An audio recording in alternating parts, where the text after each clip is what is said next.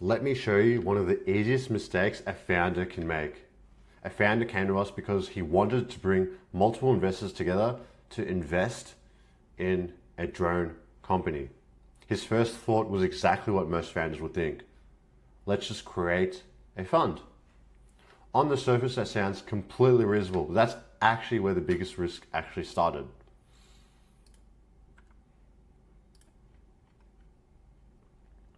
If we're honest, most of us would probably think the exact same thing. Multiple investors, one investment, therefore we need a fund. That's the obvious conclusion. But the obvious conclusion is not always the right one. The regulator isn't looking at the name of the company. They're actually looking at how the structure actually works. Who controls the money? Who makes the decisions? How the fees are earned? What rights do the investors have? Those details can completely change the regulatory outcome. So we stopped asking what company to set up and we started understanding what the founder was actually building.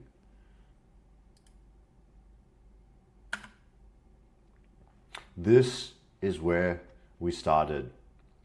This is how we approach almost every single project.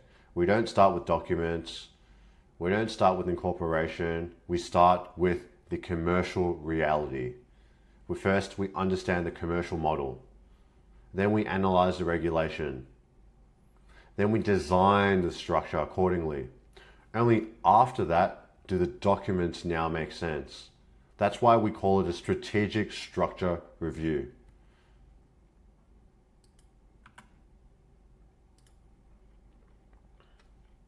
For this project, we weren't trying to answer one legal question.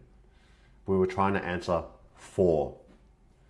Could this accidentally become a regulated investment fund? How should money, control, and incentives actually work? Which entity fits the commercial reality? What should happen first and what should wait? Once those questions were answered, the legal structure became much more obvious.